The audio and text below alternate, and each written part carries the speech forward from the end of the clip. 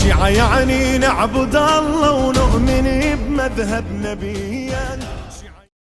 Assalamu alaikum warahmatullahi wabarakatuh. Sheikh Abdul Malik, last time nabashikwa mwadusobanurira kuri bimwe na bimwe twashikwa twabisobanukirwa, ariko hari ibindi tigeze dusobanukirwa, twifuzaga yuko nabyo twabisobanukirwa kugira ngo nabyo tubigireho ubumenyi inshallah. Mfite ibibazo bitatu nifuzaga kuba nabaza kugira ngo mbashe kuba nabisobanukirwa ndetse n'abagenzi banjye. Ikibazo cya mbere, ese nibyo kuko abashia ntago mwemera intumwa y'Imana Muhammad sallallahu alaihi wasallam? Muvuga yuko uwakabaye intumwa y'Imana ari Imam Ali, kuko tunarebye nyibanda cyane kuri Imam Ali, muhereza agaciro cyane Imam Ali kuruta intumwa y'Imana Muhammad. Umwanya w'intumwa mukaba mwahashira Imam Ali. Wa alaikum salam wa rahmatullahi wa barakatuh. Urakoze cyane mushiki wacu ku kibazo ubajije cyiza cyane. Ikibazo cya mbere nyisubije, abayisilamu b'abashia bemera intumwa y'Imana Muhammad sallallahu alaihi wa alihi wasallam ijana ku ijana. Nuko mbitanye mvuga abayisilamu b'abashia, ntabwo waba umuyisilamu udafite shahadatayn. Shahada ya mbere ni ukuba wemera Allah subhanahu wa ta'ala, wemera Imana imwe rukumbi n'intumwa yayo Muhammad sallallahu alaihi wa alihi wasallam. Ikindi, ntabwo dufata Imam Ali nkaho ari intumwa. La, intumwa y'Imana Muhammad sallallahu alaihi wa alihi wasallam yatubwiye yuko nyuma yayo na Qur'an zikabihamya, nyuma yayo yuko nta ntumwa nta nabi nyuma y'intumwa y'Imana Muhammad sallallahu alaihi wa alihi wasallam. Ahubwo akatwereka ko Imam Ali ari umuyobozi w'abemeramana, Amirul Mu'minin nyuma yiwe, ariko si nabi. Nuko muri hadith, mu mvugo y'intumwa y'Imana Muhammad sallallahu alaihi wa alihi wasallam avuga ati ngo, ya Ali anta minni bin manzilatil Haruna min Musa illa innahu la nabiy ba'd. Intumwa y'Imana Muhammad sallallahu alaihi wa alihi wasallam aravuga ati, yewe Ali, umeze neza kuri nge na Haruna kuri Musa, uretse yuko nta nabi nyuma yanjye.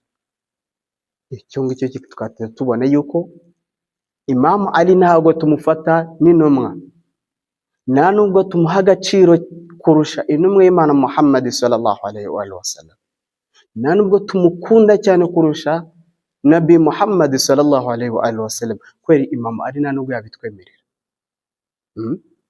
Nigeze gutanga urugero ndavuga ati muri Qur'ani Allah subhanahu wa ta'ala agarukaho kenshi cyane Nabi Musa kurusha Nabi Muhammad.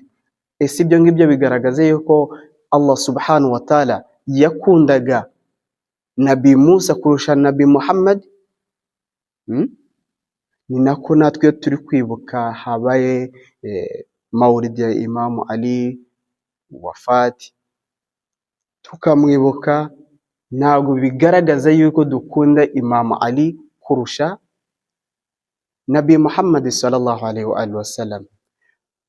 Ariko bavandimwe, ibi binyoma bishirwa mu mitwe y'abantu, ngaho baravuga ati abashia ntabwo ari abayisilamu, abashia batuka abasahaba, nuko wari ubibajije, abashia ntabwo bakunda Nabi Muhammad, ntabwo bemera Nabi Muhammad. Niduhera nyuma ya wafati Nabi Muhammad sallallahu alaihi wa alihi wasallam, turasanga icyafashije cyangwa inzira zafashije kugira ngo hatorwe buriya buyobozi bwa Saqifa, nyuma ya Saqifa, kugira ngo bashireho ibinyoma n'ibyo ngibyo kugeza n'iki gihe, ni ukuba bari bafite igisirikare gikomeye, bafite imbaraga, bafite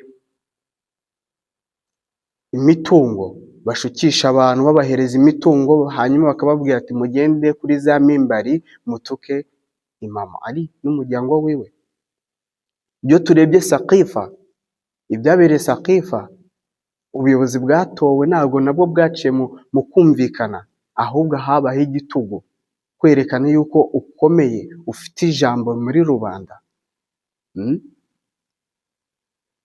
Twareba ibyabaye guhera kuri Khalifa wa mbere kugeza kuri uriya Khalifa wa gatatu, byose habayemo gutanga imitungo yabo, ndetse bakaba bafite imbaraga, igisirikare gikomeye, hakabamo kubeshya, kugira ngo babeshye abayisilamu. Byagezeho batanga imitungo yabo kugira bahindure hadisi zavugaga kuri Imam Ali. Muawiya yatanze amafaranga